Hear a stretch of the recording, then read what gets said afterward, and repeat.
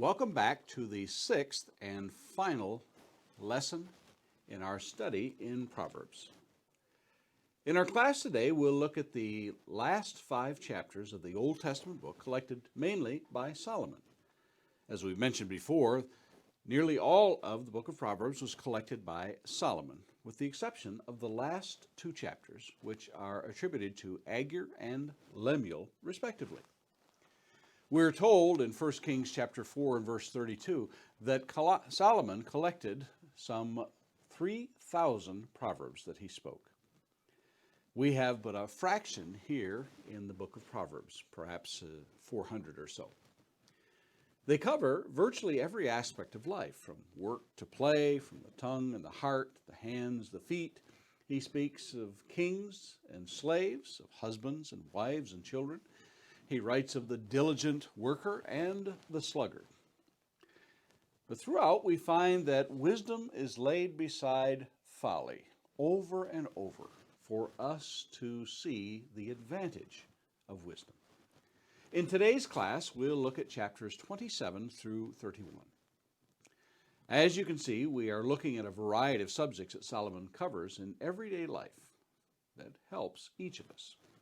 In chapter 27, we'll look at verse 17, iron sharpens iron. In chapter 28, he who flatters with his tongue, from verse 23. In chapter 29, verse 18 tells us where there is no vision.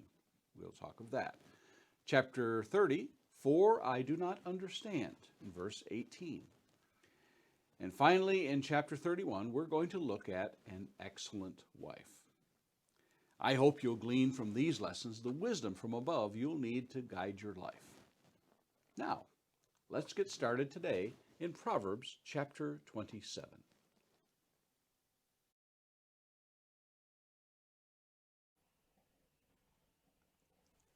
A study in Proverbs, day 27. Iron sharpens iron. Do not boast about tomorrow, for you do not know what a day may bring. Let another praise you, and not your own mouth, a stranger, and not your own lips. A stone is heavy, and sand is weighty, but a fool's provocation is heavier than both. Wrath is cruel, anger is overwhelming, but who can stand before jealousy? Better is open rebuke than hidden love. Faithful are the words of a friend, profuse are the kisses of an enemy. One who is full loathes honey, but to one who is hungry, everything bitter is sweet. Like a bird that strays from its nest is a man who strays from his home. Oil and perfume make the heart glad, and the sweetness of a friend comes from his earnest counsel. Do not forsake your friend and your father's friend, and do not go to your brother's house in the day of your calamity. Better is a neighbor who is near than a brother who is far away. Be wise, my son, and make my heart glad, that I may answer him who reproaches me. The prudent sees danger and hides himself, but the simple go on and suffer for it. Take a man's garment when he has put up security for a stranger, and hold it in pledge when he puts up security for an adulteress. Whoever blesses his neighbor with a loud voice, rising early in the morning, will be counted as cursing. A continual dripping on a rainy day and a quarrelsome wife are alike. To restrain her is to restrain the wind, or to grasp oil in one's right hand. Iron sharpens iron, and one man sharpens another. Whoever tends a fig tree will eat its fruit, and he who guards his master will be honored. As in water, face reflects face, so the heart of man reflects the man. Sheol and Abaddon are never satisfied, and never satisfied are the eyes of man. The crucible is for silver, and the furnace is for gold, and a man is tested by his praise. Crush a fool in a mortar with a pestle, along with crushed grain, yet his folly will not depart from him. Know well the condition of your flocks, and give attention to your herds, for riches do not last forever. And does a crown endure to all generations? When the grass is gone and the new growth appears and the vegetation of the mountains is gathered, the land will provide your clothing, and the goats the price of a field. There will be enough goat's milk for your food and for the food of your household, and maintenance for your girls. Our proverb for the day is verse 17. Iron sharpens iron, and one man sharpens another. There are times in history I would like to have been a fly on the wall, so to speak. Those times when great men and women were gathered together just to eavesdrop on the conversation. In biblical history, I would like to have listened when Mary, the mother of Jesus, and Elizabeth, the mother of John the Baptist, met and spoke of their experiences. When the Queen of Sheba conversed with Solomon, or any conversation Jesus had in his ministry would be good for me. In secular history, there may be many to choose from, but I would be intrigued by C.S. Lewis and J.R.R. Tolkien conversations. They belong to a rather prestigious authors club called the Inklings. They discussed and argued at length over many subjects, and at the same time produced some of the most enduring works of fiction and apologetics. They were good for each other. In the early 1800s, German geologist and mineralogist Friedrich Maas developed a scale of mineral hardness that is still in use today in general grading and is named after him. At the heart of this is the concept that we can compare the hardness of an object by its ability to be scratched. A stone or mineral can only be scratched by something of equal or greater hardness, something Solomon knew 3,000 years ago.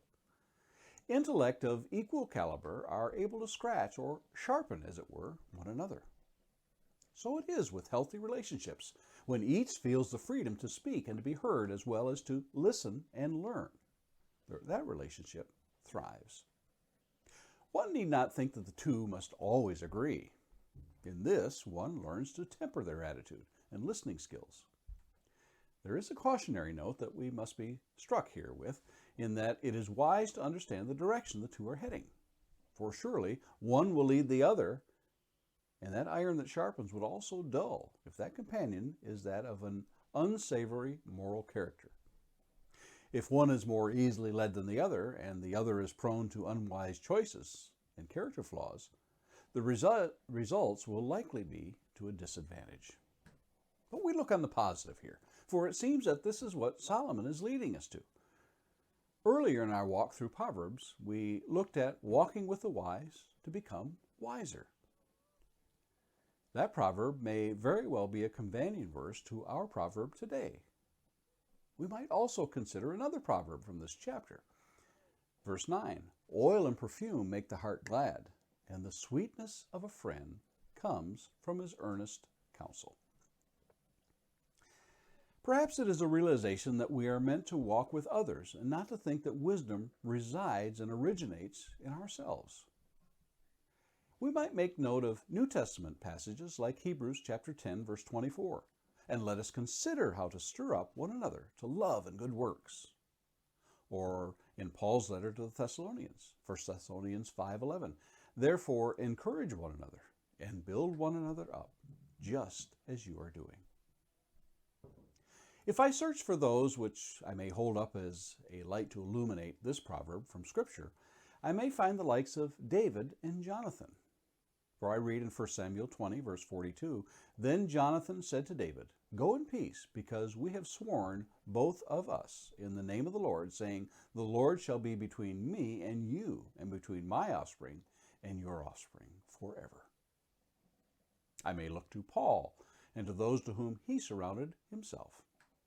Read Romans 16, or the ends of many of his letters, and you get the idea of how dearly he held so many in his heart. There are times in my own quietness that I wonder if I take advantage of this ability to sharpen and be sharpened by others. Sadly, I have to admit that I don't do this nearly as much as I should or could. And I wonder, what keeps me from a close relationship with others? And Lord willing, we'll meet again tomorrow.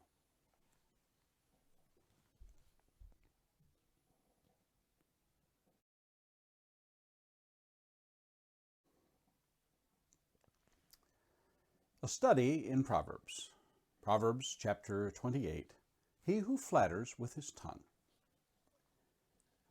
The wicked flee when no one pursues, but the righteous are bold as a lion. When a land transgresses, it has many rulers. But with a man of understanding and knowledge, its stability will long continue. A poor man who oppresses the poor is a beating rain that leaves no food. Those who forsake the law praise the wicked, but those who keep the law strive against them. Evil men do not understand justice, but those who seek the Lord understand it completely. Better is a poor man who walks in his integrity than a rich man who is crooked in his ways. The one who keeps the law is a son with understanding, but a companion of gluttons shames his father. Whoever multiplies his wealth by interest and profit gathers it for him who is generous to the poor. If one turns away his ear from hearing the law, even his prayer is an abomination. Whoever misleads the upright into an evil way will fall into his own pit, but the blameless will have a goodly inheritance. A rich man is wise in his own eyes, but a poor man who has understanding will find him out. When the righteous triumph, there is great glory, but when the wicked rise, people hide themselves. Whoever conceals his transgressions will not prosper, but he who confesses and forsakes them will obtain mercy. Blessed is the one who fears the Lord always, but whoever hardens his heart will fall into calamity. Like a roaring lion or a charging bear is a wicked ruler over a poor people. A ruler who lacks understanding is a cruel oppressor, but he who hates unjust gain will prolong his days. If one is burdened with the blood of another, he will be a fugitive until death. Let no one help him. Whoever walks in integrity will be delivered, but he who is crooked in his ways will suddenly fall. Whoever works his land will have plenty of bread, but he who follows worthless pursuits will have plenty of poverty. A faithful man will abound with blessings, but whoever hastens to be rich will not go unpunished. To show partiality is not good, but for a piece of bread a man will do wrong. A stingy man hastens after wealth and does not know that poverty will come upon him. Whoever rebukes a man will afterward find more favor than he who flatters with his tongue. Whoever robs his father or his mother and says, "That is no transgression," is a companion to a man who destroys. A greedy man stirs up strife, but the one who trusts in the Lord will be enriched. Whoever trusts in his own mind is a fool, but he who walks in wisdom will be delivered. Whoever gives to the poor will not want, but he who hides his eyes will get many a curse. When the wicked rise, people hide themselves, but when they perish, the righteous increase. Our proverb for today is verse 23. Whoever rebukes a man will afterward find more favor than he who flatters with his tongue. Many years ago, the comedian Groucho Marx replied to someone who complimented him about his talent. He said, "Flattery will get you everywhere with me." It is true that we all like to be complimented, even though it may cause us to blush. The problem arises when we stop blushing and begin to believe them.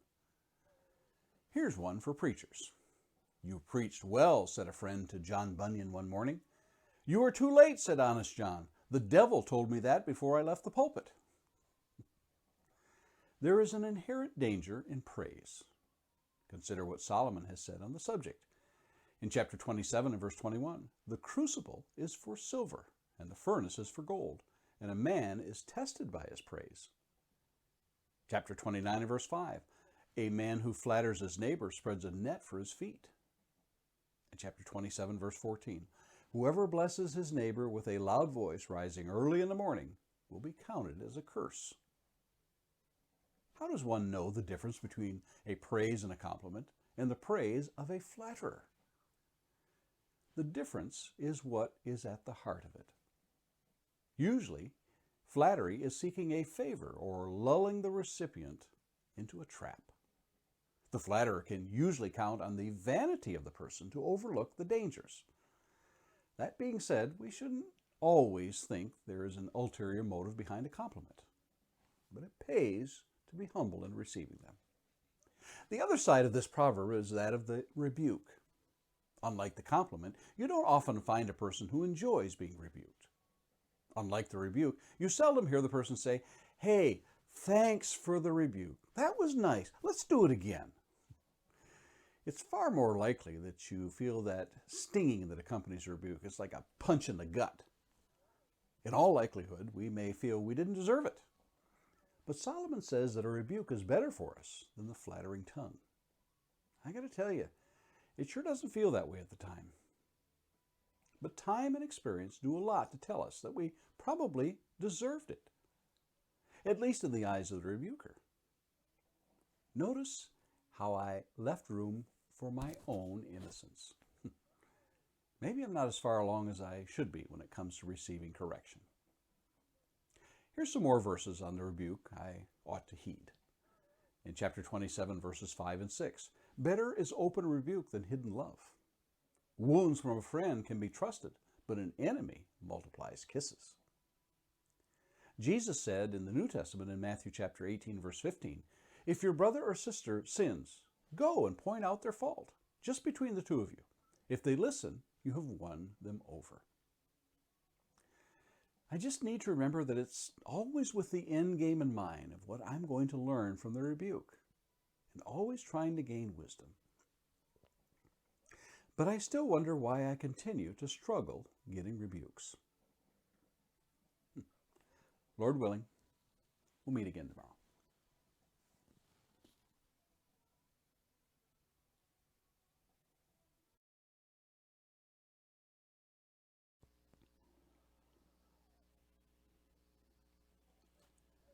A study in Proverbs. Proverbs Chapter 29, where there is no vision. He who is often reproved yet stiffens his neck will suddenly be broken beyond healing. When the righteous increase, the people rejoice. When the wicked rule, the people groan. He who loves wisdom makes his father glad, but a companion of prostitutes squanders his wealth. By justice a king builds up the land, but he who exacts gifts tears it down. A man who flatters his neighbor spreads a net for his feet.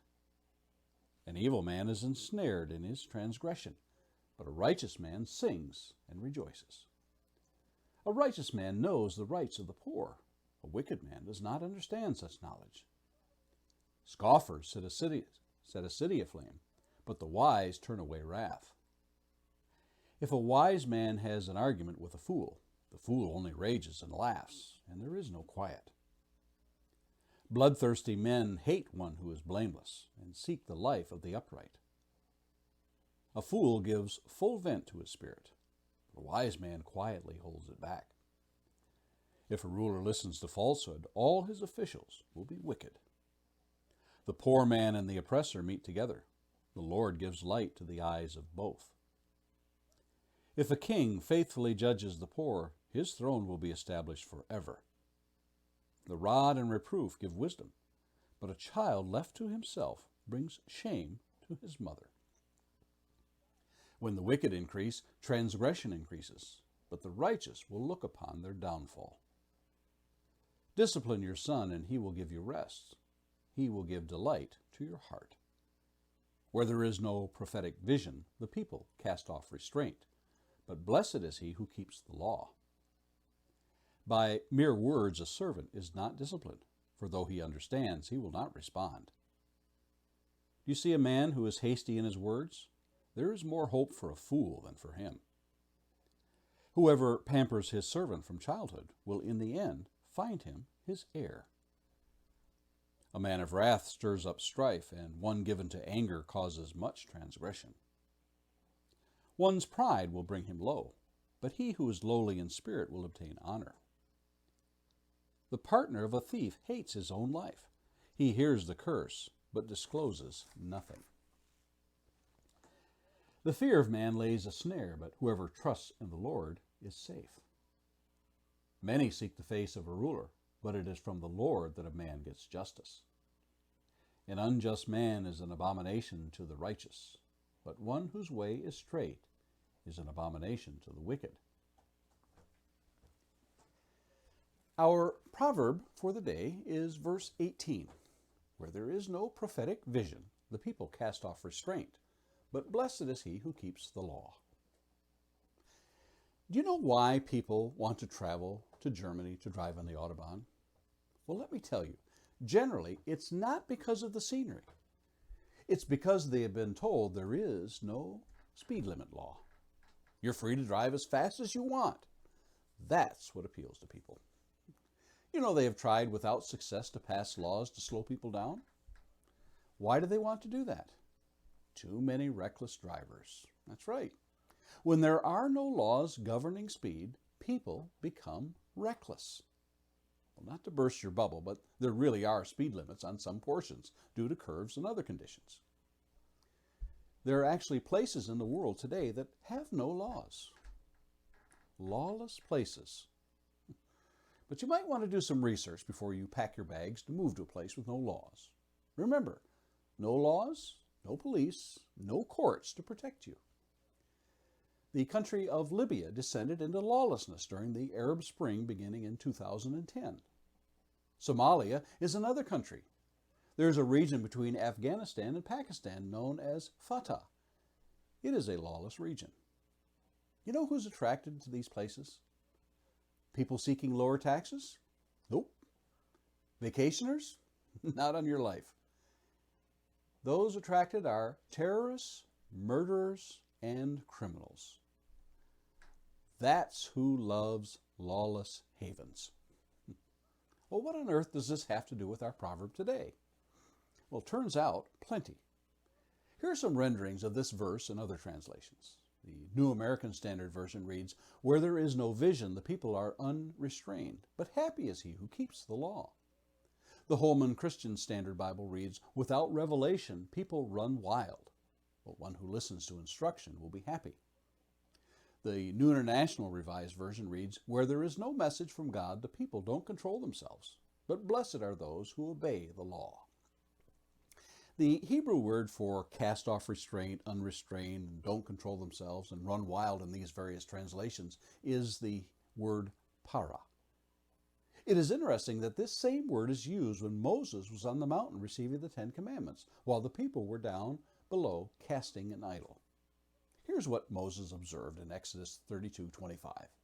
"And when Moses saw that the people had broken loose, for Aaron had let them break loose to the derision of their enemies, they turned to idols and lost all restraint." Verse 6 tells us, "And they rose up early the next day and offered burnt offerings and brought peace offerings. And the people sat down to eat and drink and rose up to play." What a lawless situation.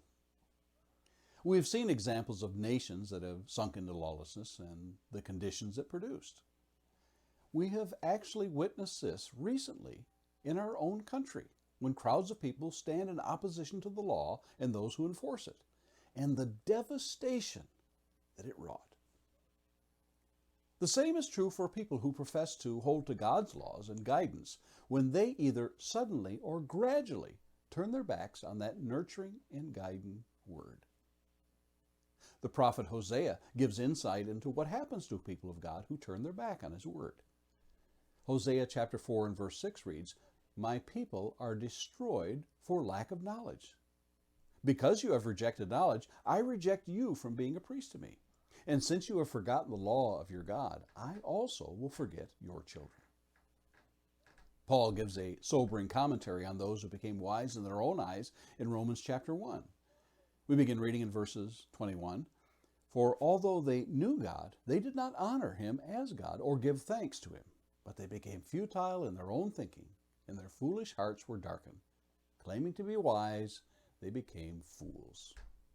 If you want to see what happened to them, continue reading in that chapter. Does turning our back on God's word, either as a nation, a church, or individually, does it really seem that wise to you? And Lord willing, we'll meet again tomorrow.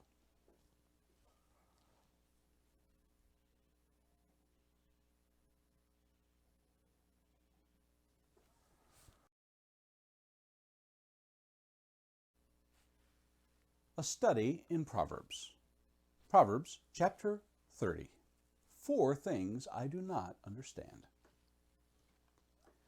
The words of Agur, son of Jacob, the oracle.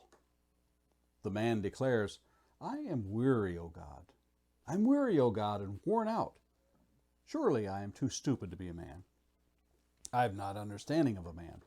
I have not learned wisdom, nor have I a knowledge of the Holy One. Who has ascended into heaven and come down? Who has gathered the wind in his fist? Who has wrapped up the waters in a garment? Who has established all the ends of the earth?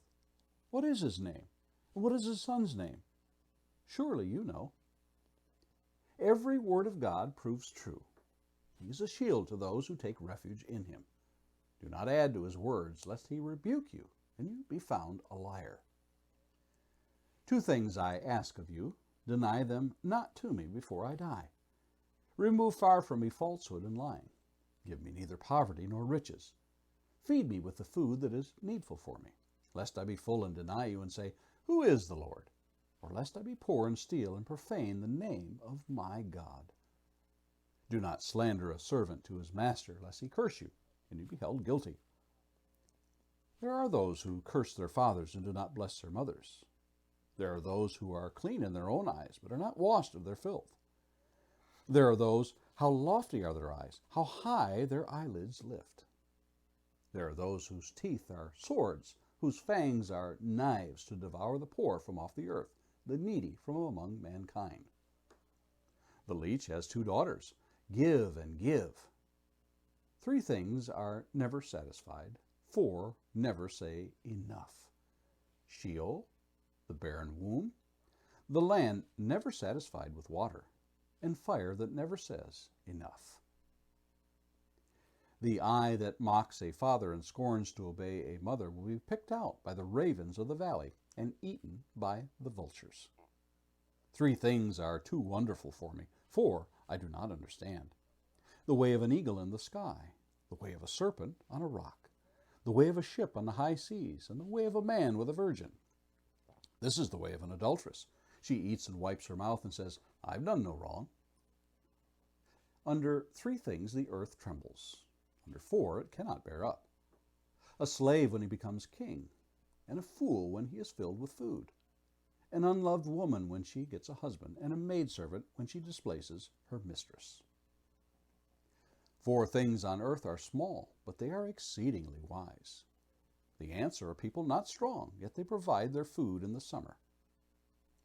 The rock badgers are a people not mighty, yet they make their homes in the cliffs. The locusts have no king, yet all of them march in rank.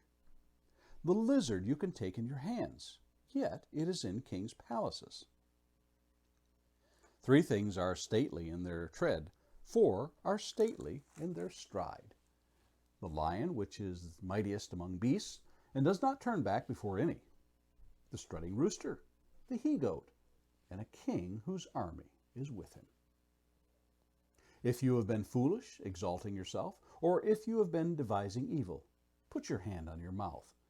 For pressing milk produces curds, pressing the nose produces blood, and pressing anger produces strife. Our proverb for the day, verses 18 through 20. 3 things are too wonderful for me. 4 I do not understand. The way of an eagle in the sky, the way of a serpent on a rock, the way of a ship on the high seas, and the way of a man with a virgin. This is the way of an adulteress. She eats and wipes her mouth and says, I've done no wrong. Do you like riddles? Here's one for you. The man who built it doesn't want it. The man who bought it doesn't need it. The man who needs it doesn't know it. What is it? If you're like me, you're scratching your head wondering what this is. But I suspect you know it already. No? Here's the answer. A coffin. Such is the nature of a riddle. Once you've heard the answer, you say, I get it. At first glance, our proverb for the day may seem as though it is just an admittance of things that amaze our author, identified as Agur, son of Jakeh, in verse 1.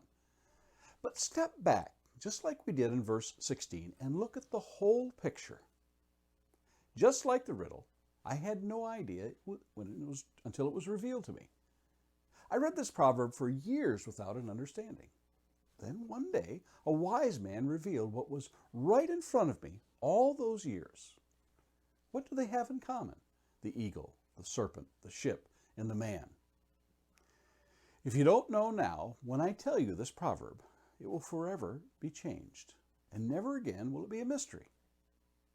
Well, here it is. No, wait.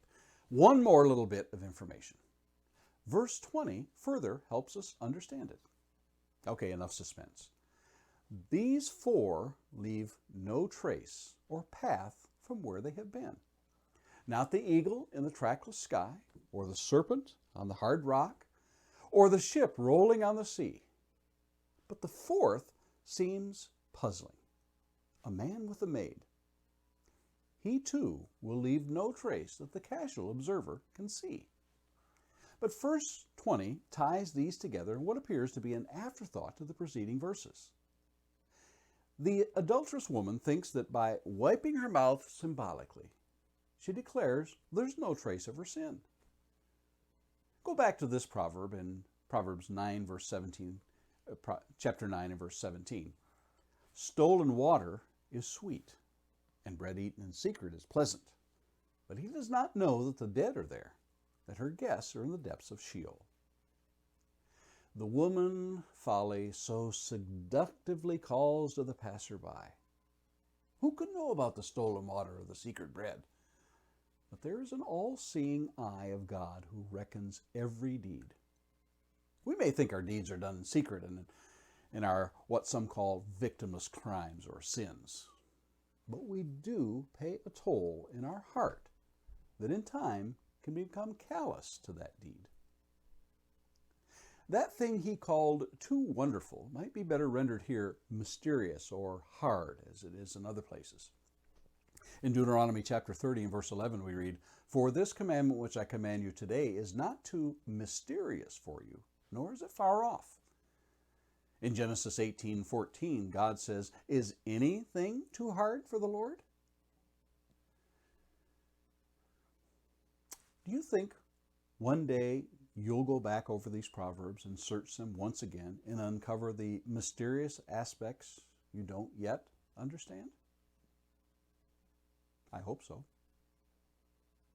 Lord willing, we'll meet again tomorrow.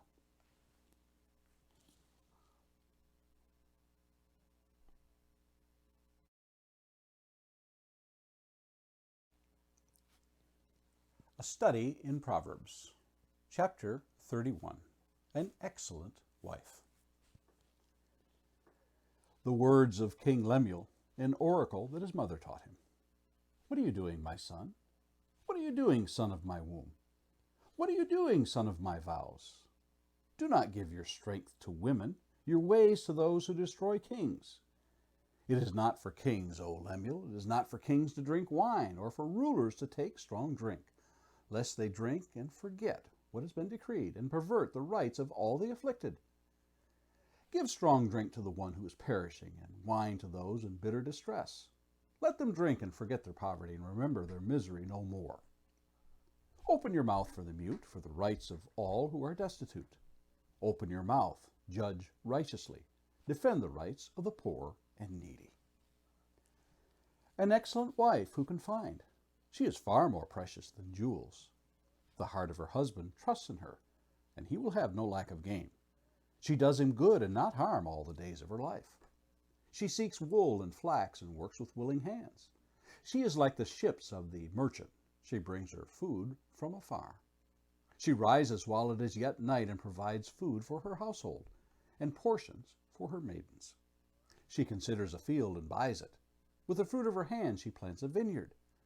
She dresses herself with strength and makes her arms strong. She perceives that her merchandise is profitable. Her lamp does not go out at night. She puts her hands to the distaff, and her hands hold the spindle. She opens her hand to the poor and reaches out her hands to the needy. She's not afraid of snow for her household, for all her household are clothed in scarlet. She makes bed coverings for herself. Her clothing is fine linen and purple. Her husband is known in the gates when he sits among the elders of the land. She makes linen garments and sells them. She delivers sashes to the merchant. Strength and dignity are her clothing, and she laughs at the time to come. She opens her mouth with wisdom, and the teaching of kindness is on her tongue. She looks well to the ways of her household and does not eat the bread of idleness. Her children rise up and call her blessed. Her husband also, and he praises her. Many women have done excellently, but you surpass them all. Charm is deceitful and beauty is vain, but a woman who fears the Lord is to be praised. Give her the fruit of her hands, and let her works praise her in the gates. Our final installment is the excellent wife. Who can find? She's far more precious than jewels. It is astonishing sometimes to observe a mother's sway over her son, even after he has grown up and left the house. When he returns for a visit and is given an order, he will follow it like he was a little boy once again.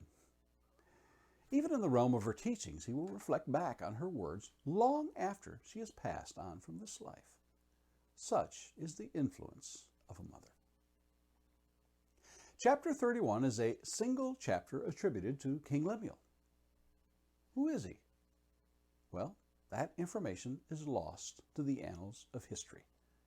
Nearly every commentary will speculate as to his identity. Whoever he may have been, he has rung the bells of wisdom throughout history and lauded the roles of mothers and wives. Yet, notice these are not his words, but the words his mother taught him. This is consistent with what Solomon taught earlier in this book. In chapter 1, verse 8, "Hear, my son, your father's instruction, and forsake not your mother's teaching." In Proverbs 6, verse 20, we read, "My son, keep your father's commandment, and forsake not your mother's teaching." Perhaps you are familiar with the adage, "The hand that rocks the cradle rules the world." Well, here's your proof. A king swayed by his mother's teaching. She taught him about a life of temperance and self-control, and to be cautious of being swayed by the allurement of women. She taught him about standing up for the rights of those most vulnerable and judging righteously. To top this off, he leaves us a poem in classic Hebrew style using the acrostic to celebrate the excellent wife. Through the ages, this 22-verse poem has been the inspiration and standard by which women and men the world over have sought to achieve and to attain. I personally have taught this to girls and boys, young and old, believers and non-believers over the years. Betty Friedan sought to sway the whole world of womanhood with her 1963 book, The Feminine Mystique. But her efforts paled when compared to the real power of a woman, a wife, and a mother, as portrayed and taught by Lemuel's mother. What Friedan sought for women to have had already been proven 3,000 years before.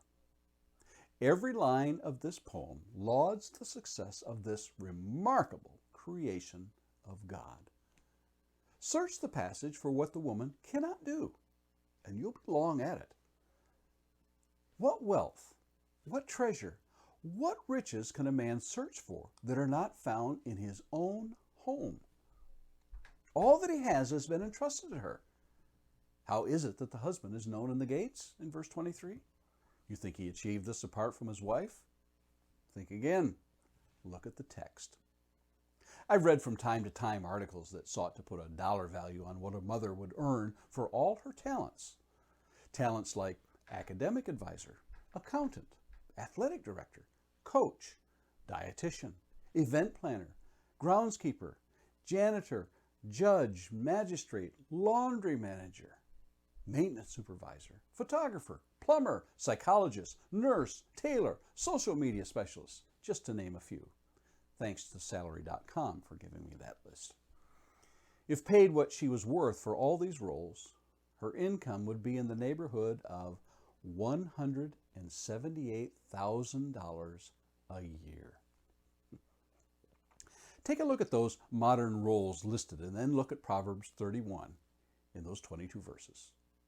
On top of all this, she is a merchant and businesswoman outside the home, verses 16 and verse 24. She reaches out to the poor and provides for them in verse 20. One might think she's worn out and grumpy, but notice she teaches wisdom and kindness is on her tongue. Nothing resentful here.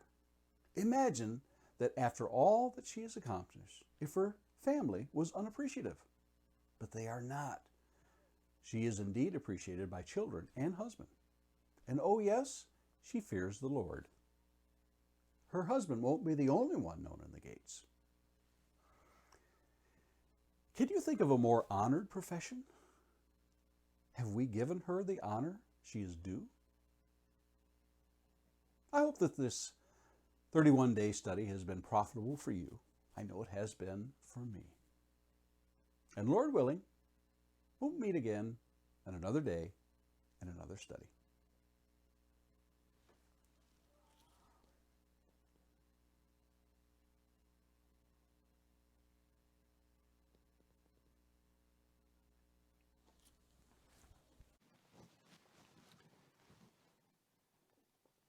There you have it, the final 5 chapters from Solomon's book of Proverbs from the Old Testament.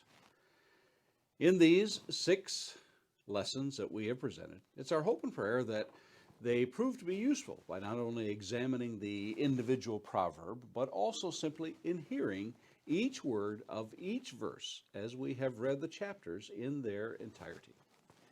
I hope you'll agree that there is much more than one can hope to cover in the context of one class. Perhaps you'll take the time to pursue these on your own. And Lord willing, we hope that this has been a blessing to you. And thank you very much for joining us.